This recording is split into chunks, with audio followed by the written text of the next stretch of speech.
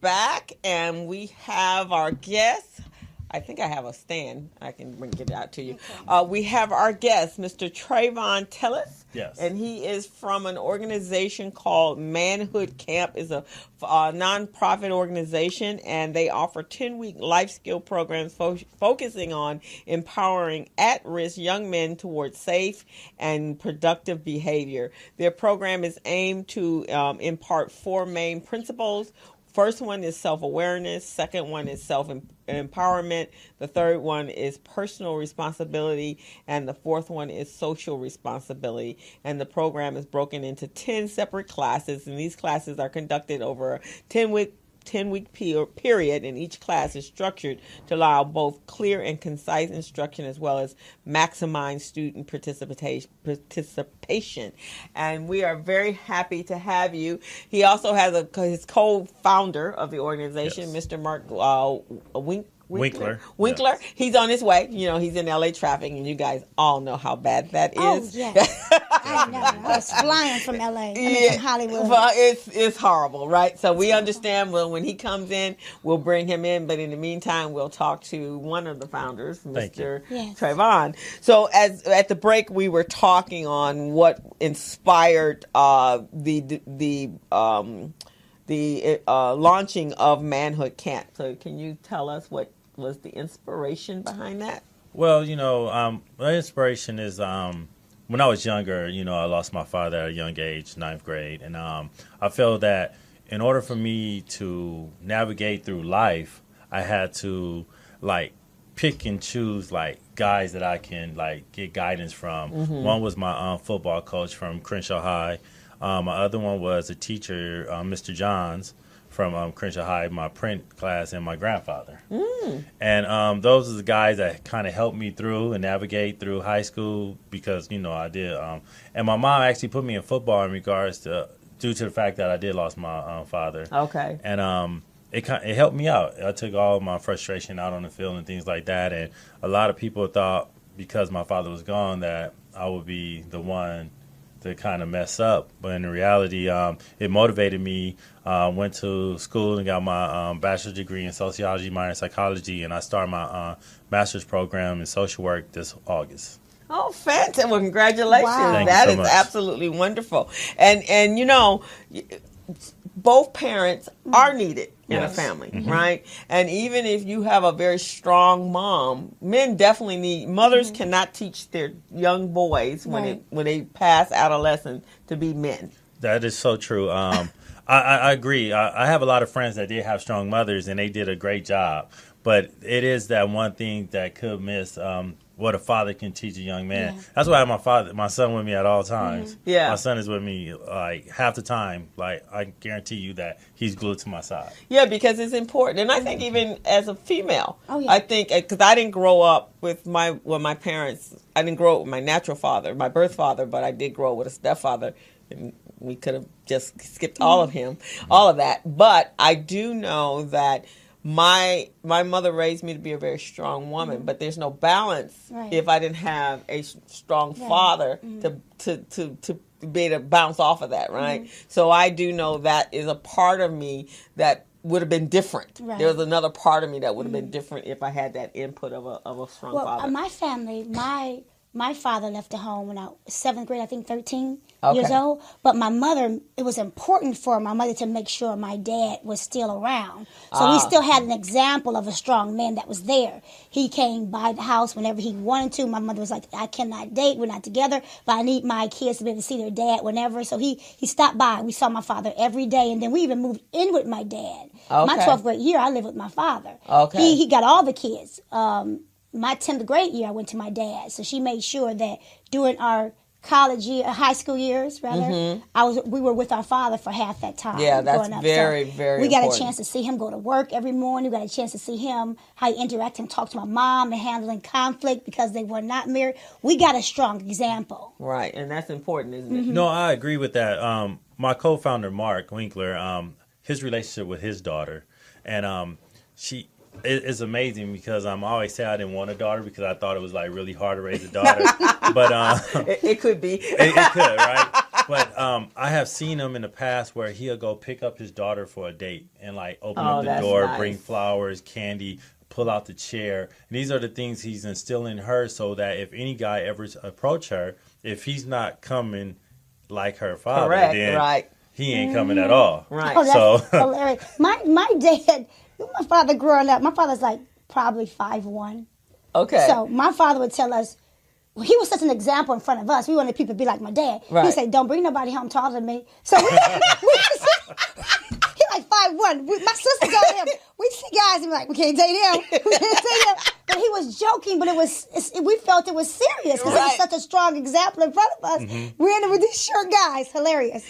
So let me ask this because that's a big, when we talk about a village, I know when I was growing up, now we did have an extended family. My godparents, there was a very positive role model there. Yes. But our children today don't even have that, do they? They don't have uncles, or it appears moms don't have male friends that they feel comfortable, that they're not dating, that can interact with their children. Well, I honestly think that they do have it, but they're not active, or they don't. A lot of family don't want to bring other people in because they don't want them to know what's really going on, or they want to put up this facade as like, we got it, everything's good. Yeah, but in reality, that there's a lot of guidance that is needed. I think even when I was dating, it was more of me trying to make sure that, any person I introduce to my son is worthy of being around my son. Oh, yeah. So my whole thing is like, I check them out way ahead of time, and it's probably a year before they even introduce and which is the way it's supposed to be, that it shouldn't be. I have some really close male friends that their children were in my ski program, and these are they're amazing dads. I mean, just absolutely. In some cases, the dad was more had a more positive relationship with the kids than their mothers did, and I just really, it's really wonderful when you see a father interacting with his child and nurturing his child to become this very successful man and a balanced young man. That's true. So, what are some of what are they learning in your classes? Well, we try to instill in them that first of all, we feel like each one teach one. If we don't give back to our community, then who else is, right? So all my community service come back from my fraternity. I'm a member of Kappa Alpha Psi Fraternity Incorporated, and I feel they instilled in me the giving back. Okay, and which is very important. With me giving back and me saying, man, what is it that I need to do in order to help these kids? And so what I did was I wanted to make sure that we could instill in them life skills. So I sum it up as, we teach young men that don't have father figures in life what a father would teach young men growing up. So we think that each male needs to learn how to cook at least 5 meals. So we do a cooking program. We do diverse training, so where we don't want them to get information off the internet and choose what they feel it is about. We want them to go actually experience it. So we did a 9-week course where we went to different ethnicities, backgrounds. We went to a little Ethiopian. We went to different museums so that they can experience for themselves and ask questions, so that they won't be just seeing what they see on the internet and saying it. Exactly. We also promote. We try to promote fatherhood because some of these young kids are having kids at a young age. We do anger management. We do drug prevention. We promote higher education. We definitely do proper relationship building. Like we want to make sure that they know how to court a woman properly or build a relationship with anybody. Right. A proper relationship. Oh yeah, that's needed. So you have an 8-week course of different things that you're offering. Well, see, because what of anger management? Do you feel like a lot of kids are angry when they come to you? I think a lot of kids are angry because they don't know how to express what they need to get out, and they hold a lot of things in. Especially our young African American children. Because when my father passed, I think it was 6 months later before I even expressed my father. Me getting frustrated and mad. Right. I was going out. I was doing things I shouldn't have been doing. Coming in at 3:00 in the morning, fighting my sister's boyfriend, fighting whoever wanted to mess with me, and it was. I just didn't express it. And then one day, well, I had this thing where I had to be home. That was your way of expressing it, right? Well, because you didn't really deal with it initially. Yeah, well, it was acting out. The wrong way of expressing it. But that's how you were expressing it at the time. Exactly. And then one day, we had this I guess schedule would be home before the street lights. And I ran all the way home, and I ran in the house like, oh, Dad, I'm here before the street lights. And everybody looked at me, and that's when I broke down. Oh, and that's when I cried, and it really hit me. Yeah. And I was able to get it out, and then that's when my mom introduced me to all these different, like, you're going to play football, you're going here, you're going there. Right. Because interesting enough, young kids growing up, young men growing up, think it's not a good example for them to cry. It's not okay for them to express themselves like that. So they end up acting out and doing the things you were doing growing up. That's true. And I struggle with my son actually right now. Sometimes he want to hug, and I'll be like, man, guys don't hug that much.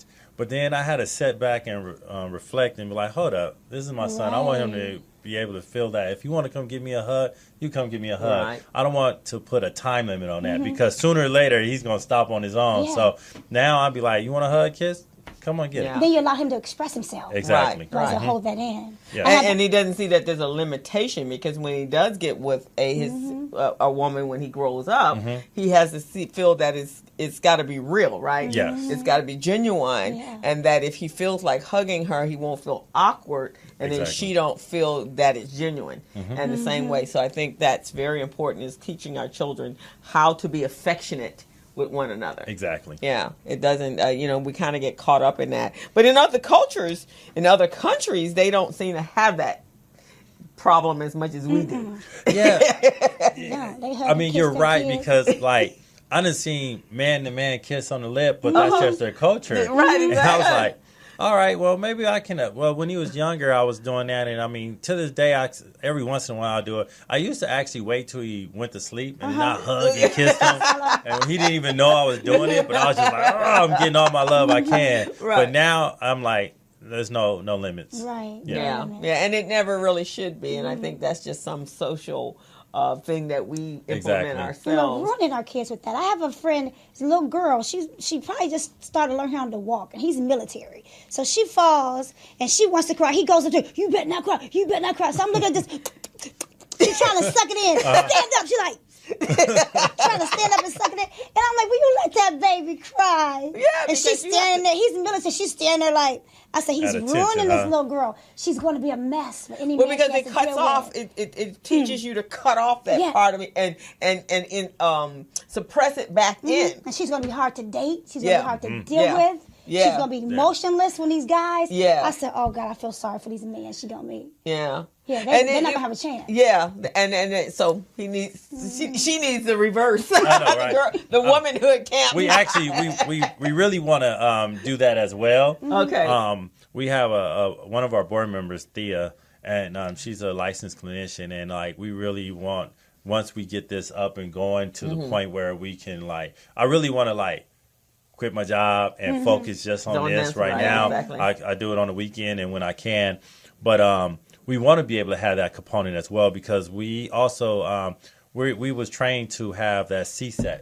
And we were able to go speak at Audubon in regards to CSEC, and we there's been so many clients I had that I used to go out and look for them because they were caught up in that lifestyle. So we promote that on our website, because we feel that as many fathers, the girls do too. Right. Yeah, but you have that teaching component of the parents. Yeah. That's awesome, because most parents don't feel like they need to be taught. No, they really, really don't. I referred over to Mark, and I don't know if he and a friend of mine, his name is Greg Winston, and Greg has a book that he just wrote called Barbed Wire Souls. Okay. And it's about teaching our children how to respond and how to interact with certain circumstances, situations that could be dangerous and that could elevate to a dangerous place, right? And especially with us losing our young men and black children, period. But in his book, he tells it's through storytelling. So Greg had actually was raised in Philadelphia, and it was a very violent part of town. And he saw someone killed when he was like 7 or 8 years old. Wow. And his mother sent him to Arkansas, where his grandfather lived. And so his grandfather was the groomer, like what you guys are doing. And he talks about in his book, there was a situation. His grandfather actually owned many acres and several horses in this farm, a very well producing and successful farm. And so one day he said he and his grandfather were on a horse and they were riding, and these white people came up and they were saying, Mr. The horse's name was Walter, his grandfather. They were asking him whose horse was that, and he goes, "Oh, this is Mr. So and So's horse. We just taking it out to exercises where." And he changed his whole vernacular. He became much more subservient, right? And so Greg is sitting there going, "What are you doing?" Right. But then after it was over, and so they left him alone when they realized it wasn't his horses, or they thought it wasn't his horses, and they just rode on away. So after he said, "Why didn't you tell him that it was your horse?" He goes, "They don't need to know that. I know who horses belong, but I had to remember that I had one job here, and that job was to protect you." Wow. That I did not put you in harm's way because my ego got in the way of telling them, this is my horse, and being defiant to them, and then escalating a situation up here, and then I would have lost you. He said, so that wasn't what I was doing. So he was like, why you sounded like that? And, because it's sounding, he's like, no, it was all to protect you. I had a recent incident the other day. Me and my son was coming home, and we got put over by the police. And, I let him know that, look, I don't understand why you put me over. I understand that I have a car with rims on, but he was saying that my license plate light was out. And to me, I was just feeling like they just wanted to pull us over, and my son started to cry, and I was just like, it's all right. It's okay. And I was like, see, all this stuff that's going on, you pulling us over for no reason. You got my son over here crying. That's not cool. And then as soon as they heard that, they was like, here you go, sir. You can take yourself and go. But I didn't want my son to feel that he needs to be feared, but at the same time, he needs to be okay with like expressing himself in a proper way. That's why we also have this youth and what it's called Police and Youth Dialogue, where we have the police and the youth come together, and just so that they can interact and build a relationship. Because I feel if the police, well, I told the police officer that one time we had this group, is that, I really think in order to stop this from going further, that if you're going to be working in this area, I feel that y'all should have some type of day where y'all go into the schools and meet the children and get to know them once a week, different and officers. That used to be a program called community policing, right? And so I figured, like, if you get to know these kids as they get older, you could be like, oh, that's Billy from up the street. He's okay. We don't have to talk to him or anything like that. To me, it'll help the future, but it's not helping right now. But trying to have these police and youth dialogues are, I think, an important factor so that the kids and the police can interact without having and I think that's very important. It's very important. What you said earlier, I think you said it, to protect that, to my goal. One job here was to protect you. And I think that when we get stopped or any situation we're in, I was coaching a girlfriend of mine, and she was having some problems with her husband, and instead she went off, right? He said something that sparked her, she went off. And I told her, you got to remember the result you want out of the conversation. Right. Regardless of what they say, you got to remember the outcome that you want. Right. So when I'm getting stopped, my thing is I want to make it home. I could care less what they say. My goal is to get home safe and to make it home to my family. Yeah. So we have to. It's so important to educate our kids, and that's what Greg is doing. So and that's why I referred when I talked to Mark the first time, and I think they have reached out to each other. I'm not sure what the outcome was, but Greg is also going to be doing these life events where he's bringing in parents and the child, because it's about exactly what you just did with your child. Even when we look at last week with the 2 young men that were escorted and arrested in Starbucks, right? They remained calm, right? They could have protested, they could have done all of that, and they chose just to let the situation play itself out. So now, of course, the public because we do have a tool, and it's called Facebook Live and all that sort of stuff, where it used to be they could do these kind of things to us, and you might not know about it until long after the fact. Now it's instantaneous, right? Yes. So the response back from Starbucks has been, whoa, wait a minute, okay, maybe we need to sit down, have some diversity training and some racial biasness. And I think what you're just saying, take what you said earlier about taking children to see other cultures, because it's really about not knowing, right? If you live in a state of not knowing, we assume that all other kids are treated differently than we are. True. White kids don't realize we're all raised the same. There is a mother-father handbook. It has the same cliches. Right.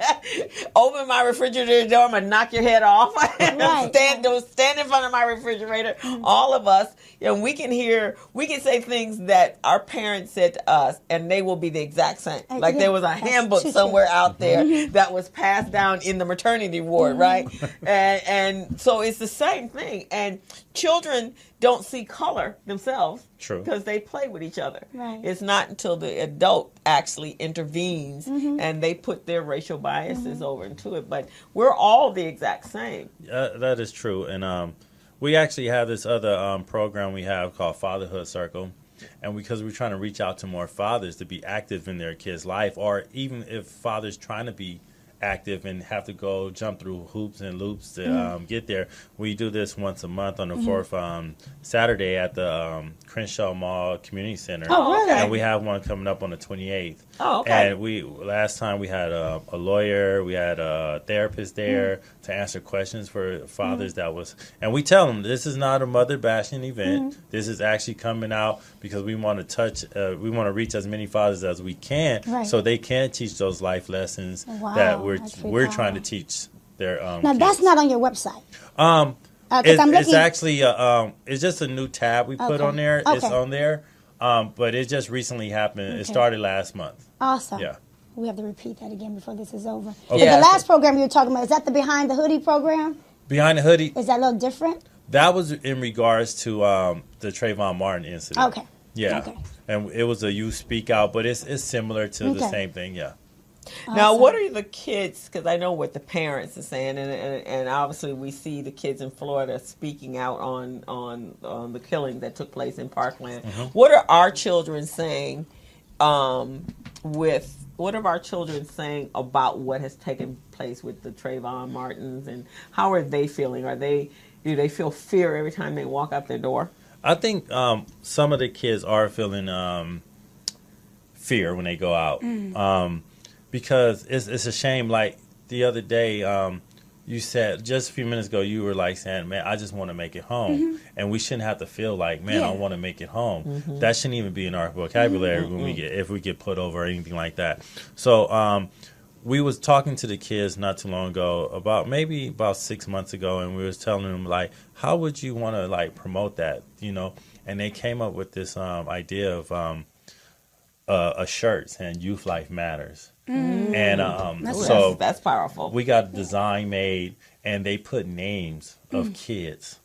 It was like all over the shirt, just different names with the silhouette of kids on it, of kids that got taken out the world by either violence or police officer. It wasn't no like bash at one thing. It was just wrongful killings, being at the wrong place, wrong time. And one of the boys was like, "Man, I want to put my cousin on the shirt, his name." So it really was a thing for him. And they went out there promoting it. And Crenshaw Mall told us we could set up, and they were doing a little entrepreneur business where they were selling their shirts and things like that. But I guess they do fear it because they wouldn't have came up with that if they didn't. Yeah, it's kind of interesting. When I teach an entrepreneur camp every summer, it's called the Biz Camp, and I do it in conjunction with the Urban League. And so last year, when the kids were creating their businesses, one of the young girls created the business prototype or business model was that on the back of license plates for children that have disabilities. In this case, this was